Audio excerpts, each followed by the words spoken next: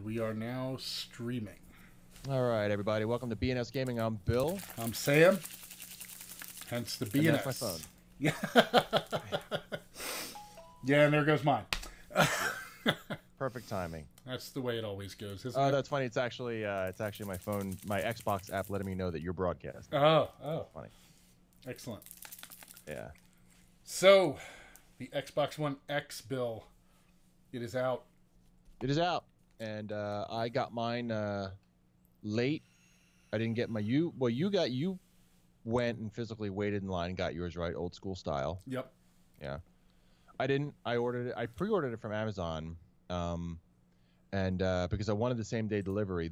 So I ordered it, and you were talking about how they should have like that date. Don't bark. I'm busy. How they have same day delivery, and I didn't. I actually had 2-day free delivery, which is standard for the Amazon. And then I thought about it. I'm like, I didn't get the upgrade, but I do want it as soon as possible. So I went and actually paid the extra money. Not much. It's like for 1-day delivery, I think it's like another $10 or something. Okay. I don't know, but anyway, like a day, and that's like a couple days prior, right? We're talking about it leading up to the launch, and then like the day before, after I already like signed up to pay extra to get it delivered, I got the alert saying, "Hey, it's same day delivery. You've qualified at no additional cost." I'm like, "Well, shit, man! I already paid the additional cost." So fortunately, I was able to go back and then set it to 2-day delivery so that I didn't actually pay anything. It was free delivery same day.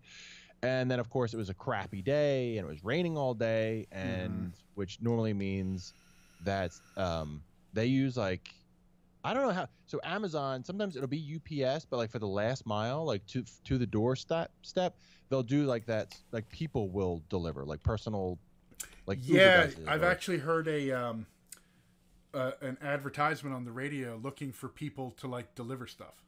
Yeah. So I didn't get it until 8 o'clock at night because it wasn't like an official UPS guy. It was like just, I guess, delivery share, whatever. So I got mine at 8, and and then of course I got set it up, and then by the time it was all set up, my wife wanted to come home and watch a movie. So I really, and I haven't had so first let me just give you my quick opinion, and then you can share your opinion, and then we can get into the deeper dive.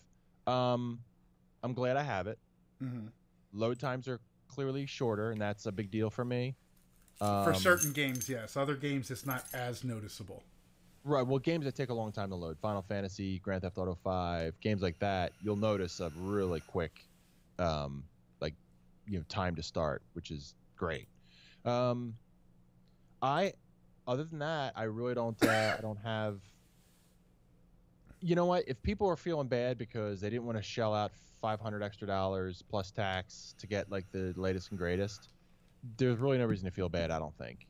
While I played Halo and I thought, with the load times and some of the games with the 4K upgrade looks great, I have a hard time seeing it. It's not as big of a jump from SD to HD was. That is true, and that is something I've heard is, for most people, the jump from like the old 480i TVs to the 720 and 1080, that was a huge jump. But the jump from 1080p to 4K, not quite so much at a normal viewing distance. Yeah. So, and I did walk up to the TV. I got like really close just to kind of look at the edge, and since my TV is an HDR, it's an older 4K TV. I really don't get the benefits of that. I mean, that might. And I'm sure that might make something of a difference, but I have no buyer's remorse. No buyer's remorse. I'm glad I got it. And I'm looking forward to seeing what happens in the future when I think developers are now able to get used to the system and first learn how to build games that can take advantage of the extra horsepower while still making games for the traditional Xbox ones. I think maybe we'll see a little bit of an improvement and evolution. The other thing I am excited for is I bought Blade Runner 2049 in UHD, which is ultra high def, and while it hasn't been released yet, it was pre-ordered. I pre-ordered it. The cost of UHD movies sucks, but I am glad I got Blade Runner. Blade Runner was a no-brainer for that. It's like $34. I think it was like $34 for the UHD version. Yeah. Which is kind of hilarious. It's not like it costs more to ship or it's heavier or, you know what I mean? Like all the costs to incur. Like a typical movie you want to buy is going to be $15-20. I don't understand what that extra $14 is. I mean, sure, there's more data for all that clarity, but it's, you know what I mean? It's not like there was some greater degree of manufacturing involved. It's just yeah, pretty data. much. It's basically just a slightly better Blu-ray. Yeah. So I don't know. What's your takeaway? Well, so far I'm impressed. What impresses you? First, how easy it was to set up when you saved everything to your external hard drive. That was awesome. And I told you to save your settings, and did you? I did. And, I did. I saved them. Wasn't it like just like a snap to set up after that? Yeah, right. I mean, it knew exactly where to look because, of course, once it saves, it'll save it right into the root of your external hard drive. And so when you go to pull that back up, it knows exactly where to look for it. Found it, and it was a breeze. Auto connect to your Wi-Fi if you're on Wi-Fi and you saved your settings. That was actually the best thing for me because I was like, oh God, I'm gonna have to go snap a picture of my Wi-Fi on my router. You know what I mean? Yeah. Which I didn't feel like doing. It did everything. In fact, I didn't even think about that. It just kind of, even my ID, my account information was just right there. Yeah. The only thing you had to enter was your Xbox Live password, and right. That was it.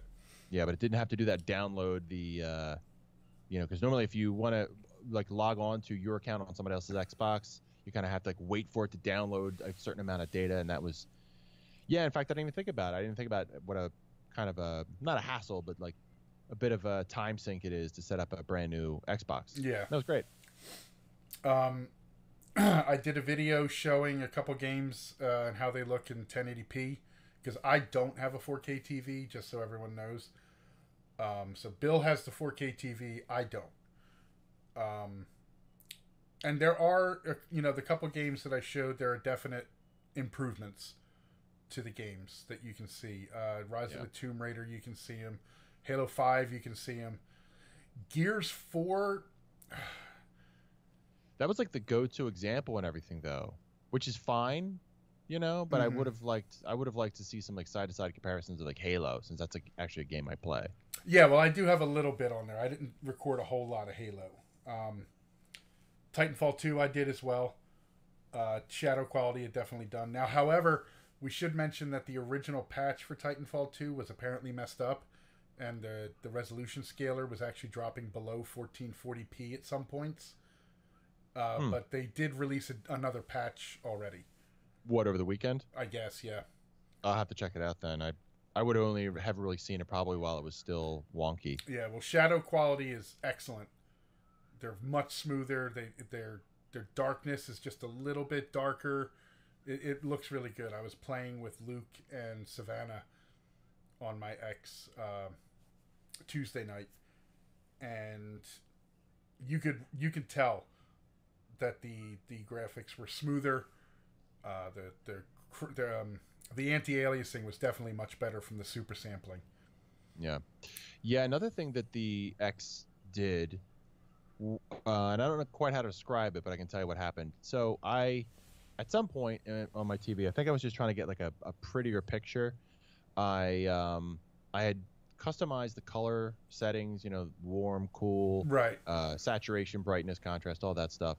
And I guess whatever I'd set it to like I had a customized vivid version, which sort of oversaturates things a little bit, which is weird because I don't really like that. I don't like things being oversaturated. I don't like things being unrealistically colorful. Right. So anyway, because I guess, however, the X, I guess, was sending like a sharper picture to my TV, it almost looked a little too bright. The color looked off. So I went into my TV settings and had basically reset everything to default, and actually things look like way better now. That was a nice benefit because I guess my original Xbox One, I don't know, I guess just because of the color output, like whatever I was trying to compensate for worked with the old system, but the new one was just giving such a higher quality output that it was actually making it really hideous and like way too colorful and way too bright. So that was nice. I actually, sort of reset my TV and everything looks fantastic.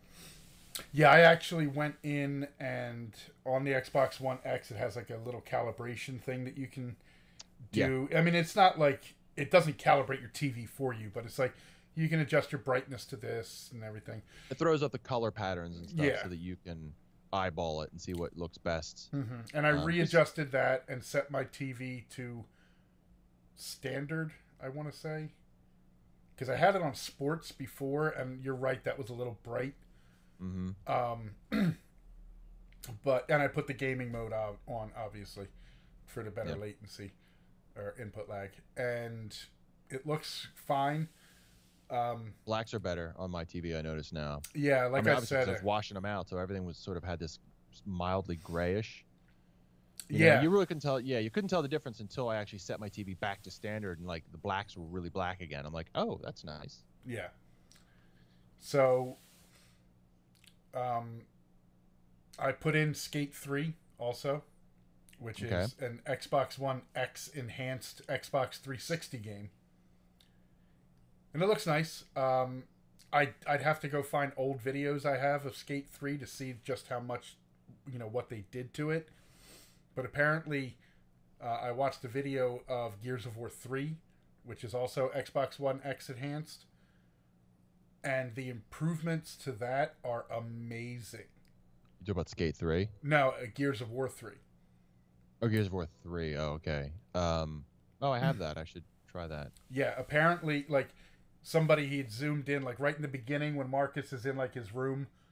And there's, like, he's got, like, papers and shit hanging on his wall. It's like, here's the Xbox 360 version. It's all jagged and everything else like that. Here it is on the regular Xbox One. It looks a little bit better. And then it's like, and here it is on the Xbox One X. And it's like, oh my God. It looks... That's interesting. Yeah, it's amazing. Halo 3 is also like that too. So those are... I saw that. Those are the...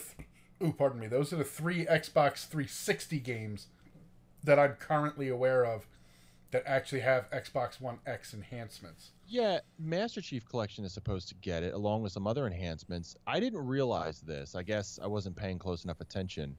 When I guess I just thought that all of the games, 360 and any sort of the current generation, just Xbox One games that are getting the enhancement, I thought they were all going to be released for the launch of the system, and they're not. No, they're not. Like, They're being gotten staggered.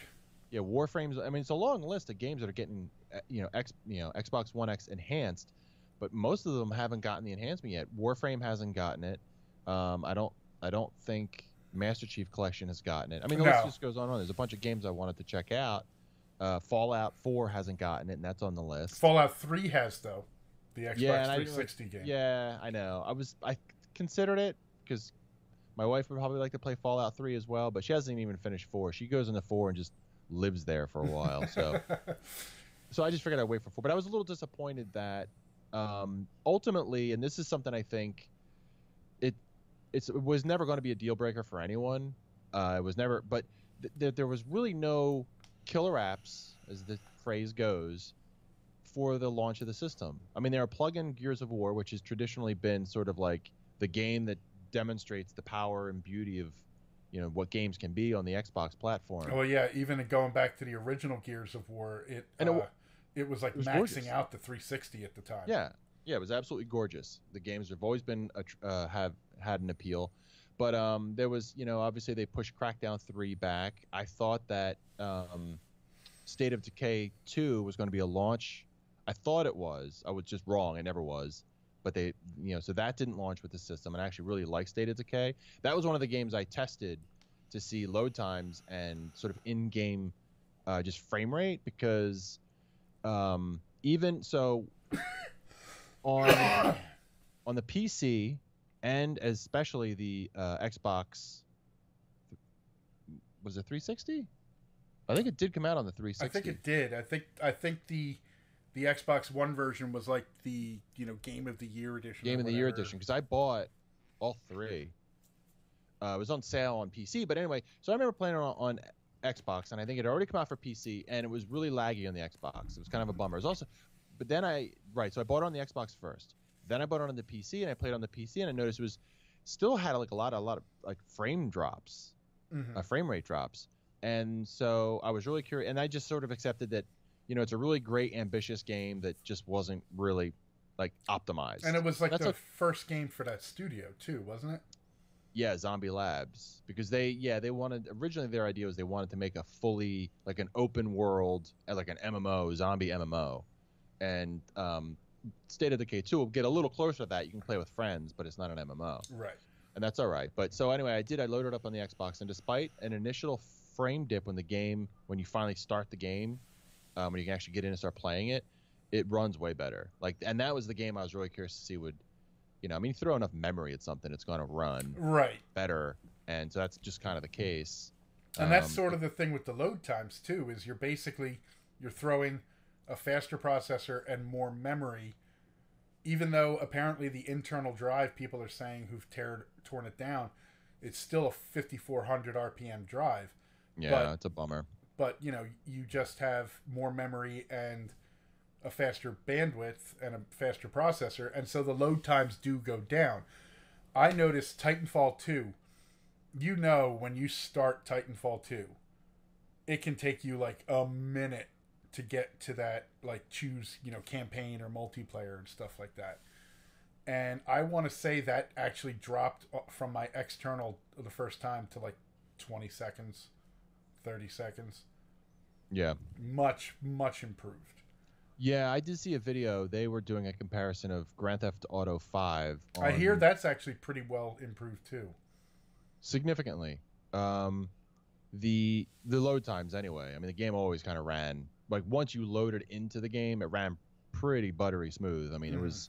That game's like a technical marvel, really, considering what it does, what you can do in that game. And, once you're in there, you don't have to wait to load sections. There's not really much texture pop in. Right. Anyway, I did watch a video, and they had the I think they had an Xbox One. No, wait, I'm sorry. I'm going to screw it up. They had an Xbox One S, right, and an Xbox One X, and they were showing 4 panels with each of the system, one loading off a hard drive, one loading off of external drive. Right, yeah, somebody else did 4. That too, yeah. Yeah, and loading the game from the internal hard drive on the S took a couple minutes, and then on the X externally it took under a minute, which is where I have my game for the X. And I do want to get a new external hard drive, but no, so it runs faster. And I mean, certainly everything that I knew what to expect. There isn't anything that sort of bummed me out, though I've seen a couple reports on YouTube of the power inexplicably just going out on the whole system, and it just bricks. Yeah, well, a couple cases of that. It's weird. Some of the power cords might not actually be the right power cords, is what it seems to be, because people have said if they take a power cord, like a third-party one, that's rated for a higher amperage and a higher voltage, and they plug it into what they thought is their bricked Xbox One X, it works fine. But you run the risk of voiding your warranty for using a third-party power cord. Yeah, well, from what I saw, it wasn't that people were using third-party power cords. Well, here's the interesting thing. So it wasn't like there was this huge deluge of reports on it. I've seen it. No, it's pretty small. I've seen it a couple places. I've actually watched 3 videos on it. One of the videos was an American talking about the power outages. 2 were personal accounts, and they were both in the UK, and they have obviously different outlets. Right. So that might have something to do with it. I haven't heard of too many reports in the US of the power just dying and bricking the system, but other than that, the other thing and I mentioned this before we started to record, was I really like the controller. I mean, it's not any different from the original controller. I have been using a Pro, 2 Pros actually, except one pulls to the right and the other one, well, both of them, one pulls to the right and 2 of them both have the seams where you grip the handles have completely come undone. And I can kind of ignore it, but every once in a while, I'm like, my pink, like, I just know that it's there, and I know that it's screwed up, and it really kind of pisses me off that $150 controller. That's the biggest complaint with the Elite. Like, I don't have that problem on mine, although mine does pull to the right every now and then. That part is easy to fix. You just touch the stick, you're done. It stops. Right, but it's annoying. It is. But for all the people that are having the rubber on the back side of the controller splitting and coming apart, when you go look, we paid $150 for these controllers. That should not be happening. Yeah. And I will give it to people who say that. Like, you know, for as much money as it costs, that should not be happening. And especially right, because you've had yours not for very long. No, I bought mine. I got them both around the same time. It was after Thanksgiving last year, so it wasn't. I haven't even had them for a year yet. Right, and I've had mine almost 2 years now. Because remember, I bought it when we were out, but I had to return that first one because my right analog stick, if you put it in the down position, it just stayed there. Yeah. But I exchanged it, and this one has been fine ever since. Yeah, and I actually did take a picture and show it, and it's, you know, it's on the bottom. It's along a seam. It's not even like the rubber is like ripping or tearing in some point. It's just along a seam. It literally looks like the glue that they used, or how if they used it like heat to weld them, you know, on the inside somehow, are just coming undone. Yeah. And I can imagine that spot there, especially where I hold it, my hand gets hot and your hands get sweaty when you're playing. So I can see that area would be a candidate for, you know, some, I don't know, just some wear and tear, swelling, and some wear and tear there, and some swelling there. I don't know. But like for a $150 controller, you don't expect that to be happening. I did take a picture of it, and I messaged Xbox on Twitter, and they actually had replied, said something you had said to do too, whatever, RMA it or something. Yep. I don't even know how to do that. They sent me a link, and it basically went back to the Xbox. Like, I had to go to the page, and I was like, I don't feel like filing a report. I mean, it works just fine. I'm just kind of annoyed to be the way you want. Yeah, I wanted to not be ugly. I mean, you hold it upside down, you can clearly see. It looks like where the flaps separate, one side just is kind of sticking up, and you know, so it's kind of, so one of the things is that it's nice to have a controller in my hand that just is whole. Right. Yeah.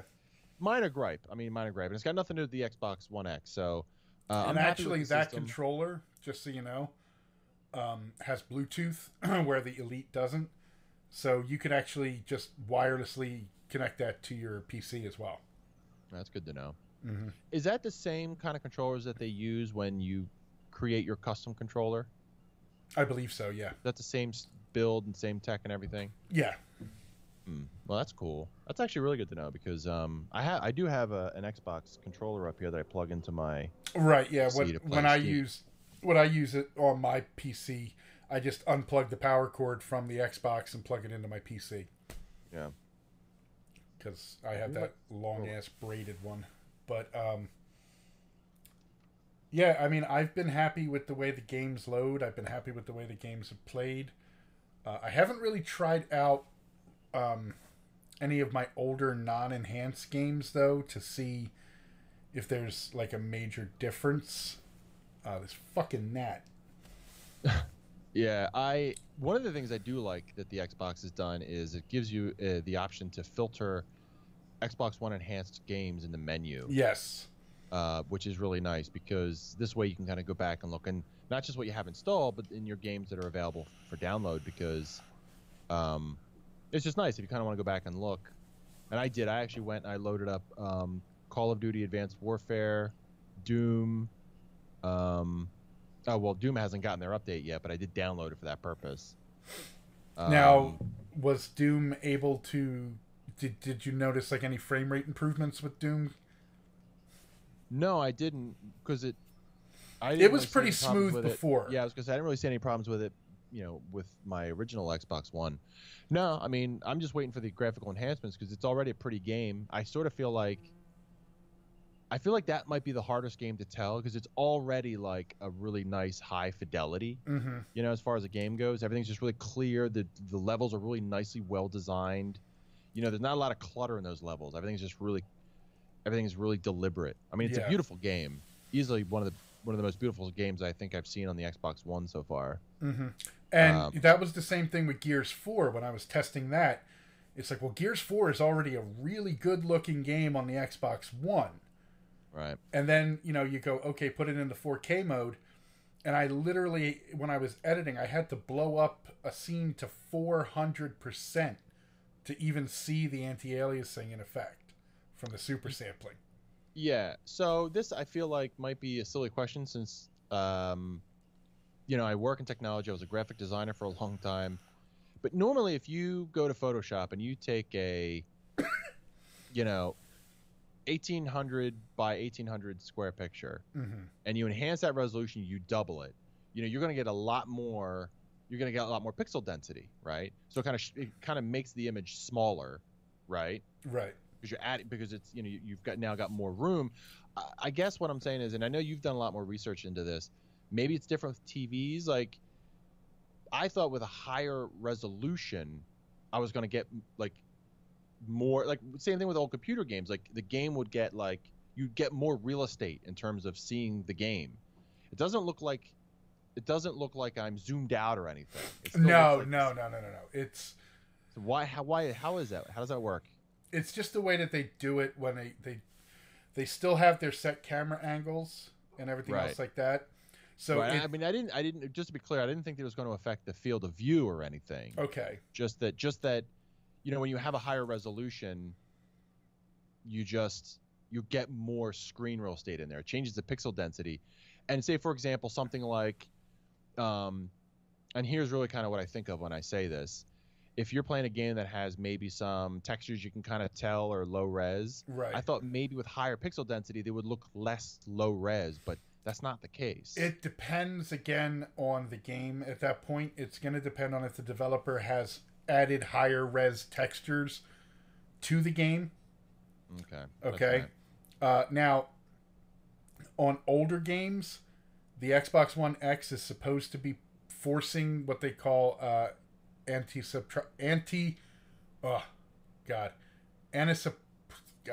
remember. Anisotropic filtering. Yes, at 16 times, which actually means it's supposed to improve the textures that are already there anyway. But it's not necessarily going to make them look tons better, but you might just see an improvement. But if they have a 4K texture, something that is, made to be on that 4K screen and is much higher res, then you should notice that a lot more. Okay. All right. Yeah, I guess I just didn't fully understand how that all worked. To be honest, I never really fully paid attention to I know what anti-aliasing meant, but like anisotropic filtering, I never really bothered to look up the definition. I was like, oh, whatever. Yeah. Computer stuff. And so, like on my TV, if I do Rise of the Tomb Raider, Gears 4, Halo 5, they all super sampled down. Okay? So when I did Rise of the Tomb Raider, that actually has 3 visual modes. It has what they call the enhanced visual mode, which they say will output to 4K on 4K TVs. So that's basically a checkerboard rendered 4K 4K output, but it's using higher res textures from the PC version, and it does actually looks good. Then they have a high frame rate version, which is the 1080p version targeting 60 frames a second. Right. And then there's the native 4K version. And when I put it to native 4K, I could really see a difference in the textures. I didn't notice it as much when I was playing, when I was in the enhanced mode, but then when I went in and made my screen bigger when editing, and I had already recorded, and I was like, oh shit, I fucked up. Right. There are improvements in the textures there too. But again, when you're just sort of playing it, you might not notice it right there. You sort of need that stuff side by side to really see the differences. Yeah, I think for the most part, the graphical fidelity is something that we're already getting really good looking games. Mm-hmm. And that was the other thing. Tomb Raider's already a good looking game. Gears is already a good looking game. Halo 5 is already a good looking game, and so is Titanfall. So all the ones that I tested were already good looking games, and the one where I saw the most improvement right away was Titanfall. I would have said, I would imagine Titanfall, because Titanfall still isn't as pretty as those other 3 games you mentioned. You know, No, Gears and Halo. It's not. It's a good looking game, but it's not It's as good looking as those other ones. It's using an ancient engine. Yeah. The source. For some odd reason. Yeah. So, you know, and that's not to say that just because it's an old engine you can't put like high res textures in there. Mm-hmm. But that, I would say, of those 4 games, Titanfall would be the one that isn't as beautiful. Still a great game, but I think for that it's a game that's way more about, you know, fun gameplay as opposed to the 60 frames per second vistas. Shooting. Yeah. So overall, I think it's good, and I really honestly think that it's a system that it'll demonstrate its power over time. It's not something that right out of the box. Definitely. Yeah, because like I said, there were no games to launch with it to really show off the power. You know, people can still play the stuff they've been playing for the last few years and enjoy them. I guess the closest one would be Forza 7. That only came out like last month. Those games are so realistically rendered that, you know what I mean? Like, it really takes a trained eye. Yeah. And depending on the size of your TV, if it's 4K, how far you're sitting from it, there are so many variables. And if it's HDR that determine how. Right. Yeah. There's something. Yeah. Right. To determine whether or not this thing is getting the utmost benefit from all of the power in the Xbox. So, you know, but I'm glad I got it, and I know that there were some rumors that the Xbox One X will have some kind of virtual reality capabilities, perhaps just due to the power. I think I think it could run like the HTC Vive or the Oculus Rift. I think it could run them, but I think even though Sony has touted that they sold a lot of VR headsets for the PlayStation 4, the PS4 VR, most of the games that are on there, with the exception of, I think, Resident Evil 7, are just demos, really. They're like, you know, tech demos to show stuff. And even on the PC, you know, Super Lucky's Tale actually was a VR game and is now a console game on the Xbox One. But, you know, for the most part, most of the games that are out in VR are much more tech demo-y than they are full-on games. Yeah, look over here.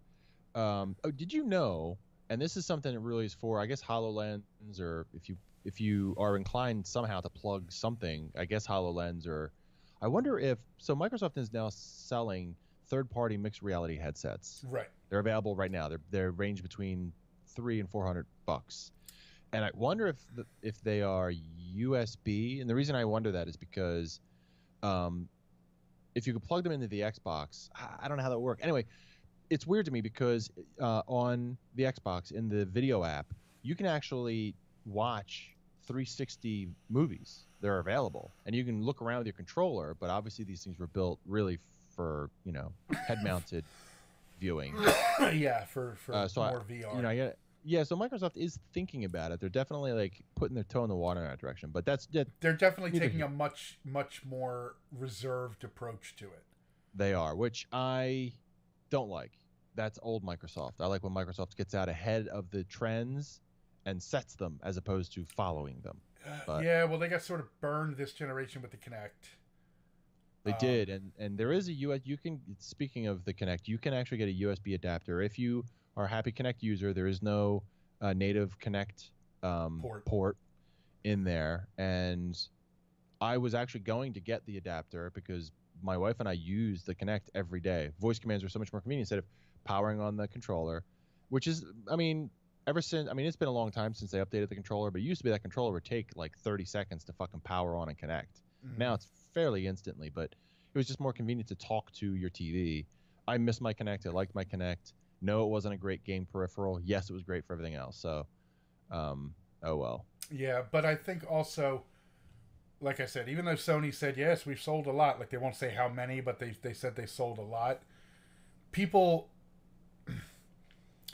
Okay, so you remember the 360, and your developers were putting some stuff in for Kinect users, but then it was like, but of course, since it's a peripheral that not everybody has, obviously it didn't get a lot of support.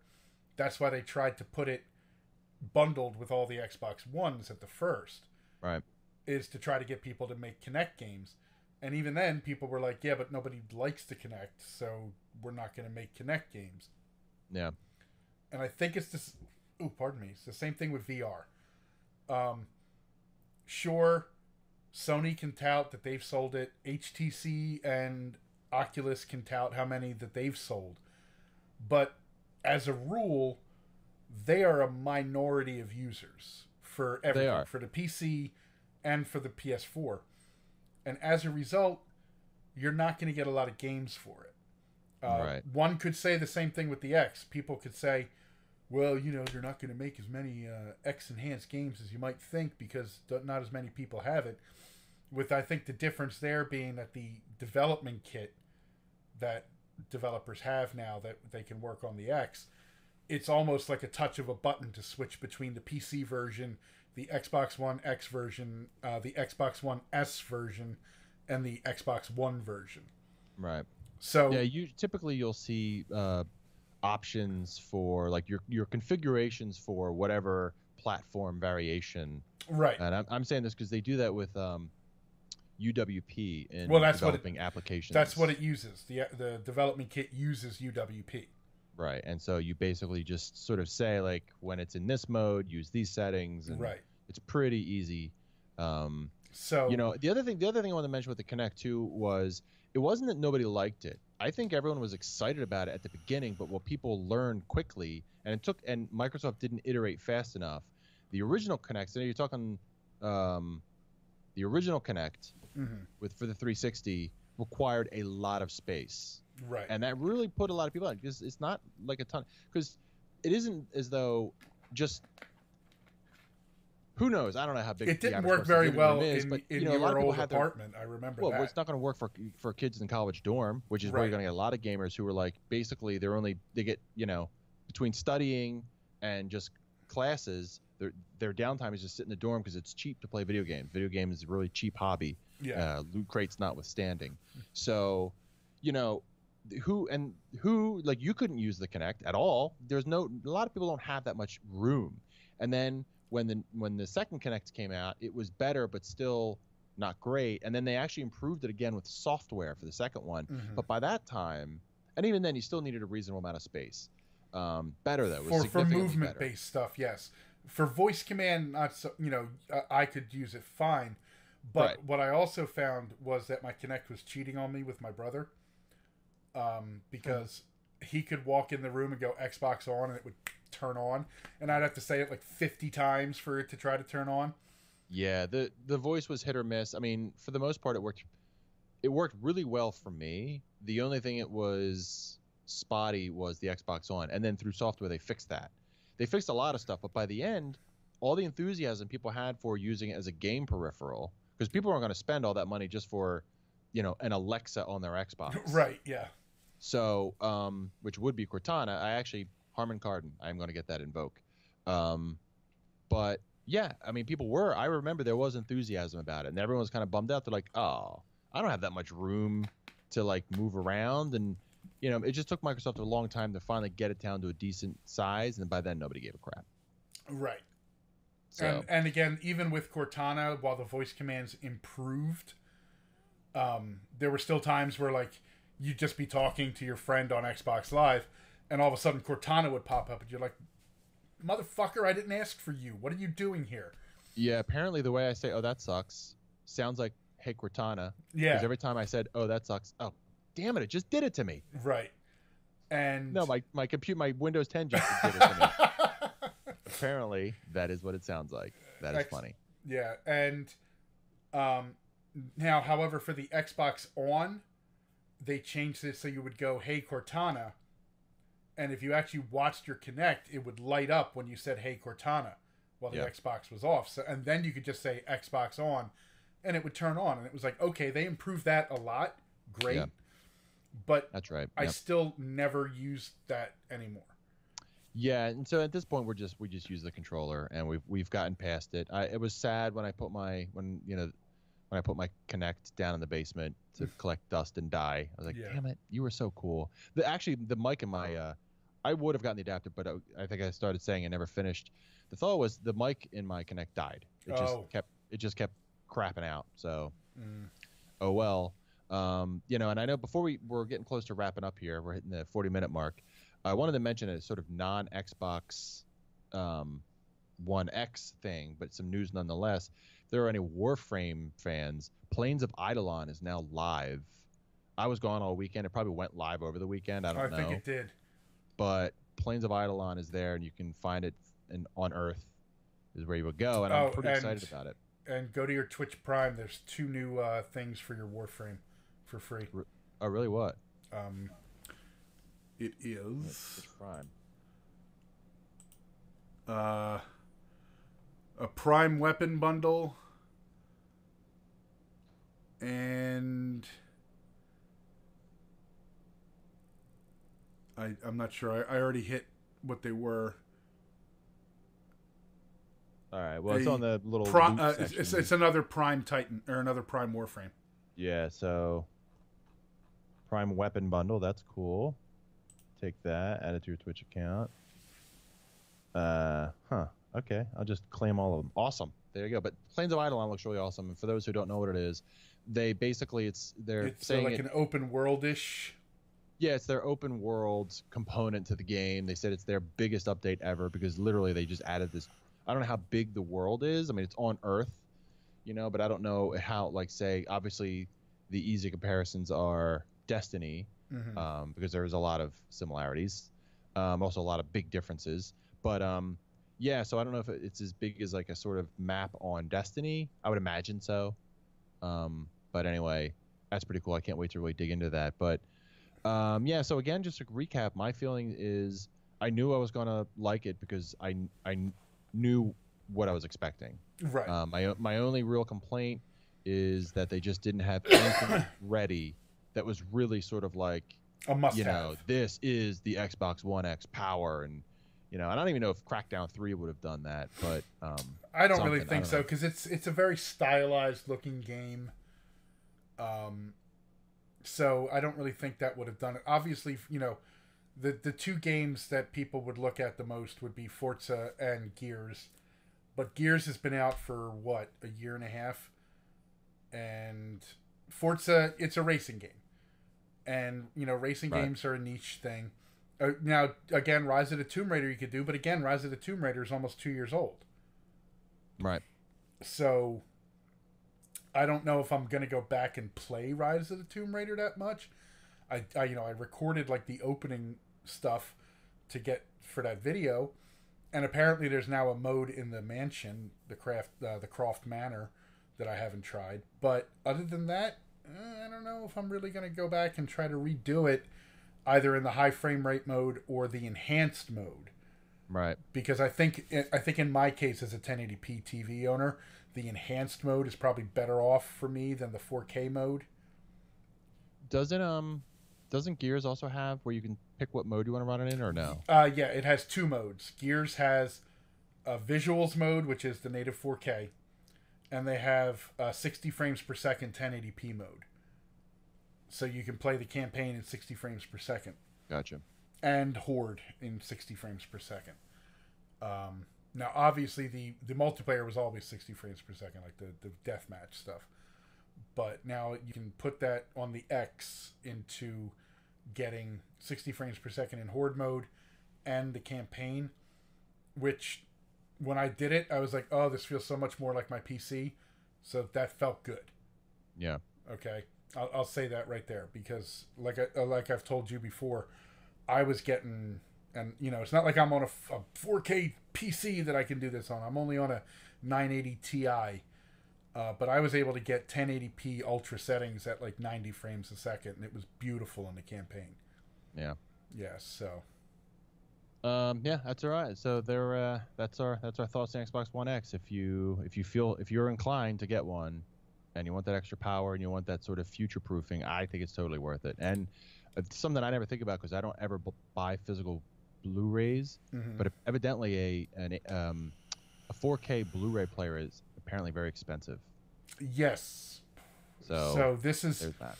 Now, I'll put it this way: if you just want a 4K Blu-ray player that's not that expensive, the S is probably your best bet because that's only like $250. All right, But if you want the 4K Blu-ray player, you want a machine that can either checkerboard or natively output 4K games. You have to go with the X. Yeah, you have to go you with don't the have X. a choice. If you have a 1080p TV and you're not planning on getting a 4K TV for now, that's going to be much more subjective to you. Where you go, okay, do I want my games that I already own to have, if they're on like a variable resolution scaler, to be higher up on that scaler more often, to hit their frame rates more often, to get slightly better textures because of the filtering, faster load times, and you're eventually planning on getting a 4K TV, then I would say consider it. But I'm not going to tell people to go out and spend $500, right? You know, because that's not a small chunk of change for anybody. It's not. I don't think that Microsoft plans on doing any like sales on the One X. No, not right away. Soon. Not right away. No, it might be a long time, because they've said that if you're looking for a good Xbox that's sort of economy, the S. Mm-hmm. I mean, they've literally said that they know that Phil Spencer has come out and said, look, the S is going to be our big seller because it's cheaper, it still plays the games, and it still has a 4K Blu-ray player, and it still does output to HDR. So if you have a TV with HDR, you can still get that. But the X is for people who want the absolute best version of their Xbox games. Okay, that's what it is. And for you and me, that's us. Okay, we wanted that. We knew that.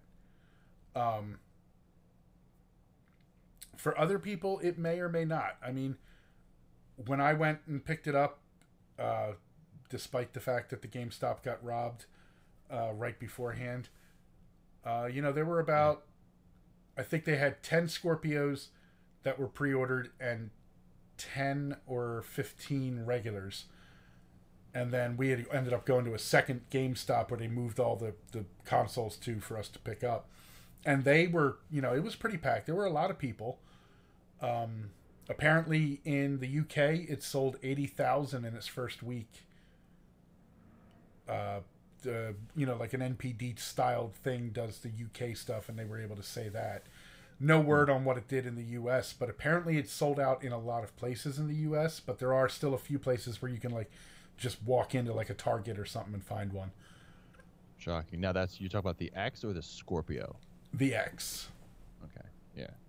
Yeah. So I think there certainly was a demand for it, right? It wasn't like this wasn't niche, but like Microsoft said, if you're sitting around debating which one to get and you're waiting for the X to go on sale, not going to happen for a long time. I would say probably maybe not even next year. I don't think it'll go on sale unless it's like a Black Friday sale.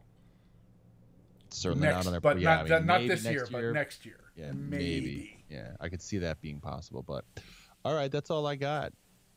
Yeah, no. I mean, I'm ready to go eat. I'm happy with my X, and you're happy with your X, and we should play Titanfall on it soon and enjoy that. You'll be amazed at how crisp and clear the levels seem to look now. Yeah, really I have played some Frontier, whatever, on it. Mm-hmm. And Halo, we should play some Halo 5 too. We should get back into that because that is. I was doing some multiplayer myself. Yeah, they say even Digital Foundry has said like they think that is the most beautiful game on the X right now, just because all the things that had already been done to Halo 5 to make it work on the Xbox One, and then just take that and give it better textures, better resolution, and you still get that rock solid 60 frames per second. Yep. And they're like, this is the way it's meant to be played. Yeah, and that was one of the games though. Like I said, even though it is already a very good looking game, I was able to very clearly delineate more detail in it. Halo 5 is so, it's definitely a game we should be playing more of. All right, you got anything else, Sam?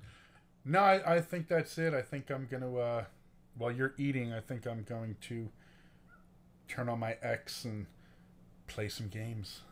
Awesome. Well, until next time, everybody, take care. Yep, have fun.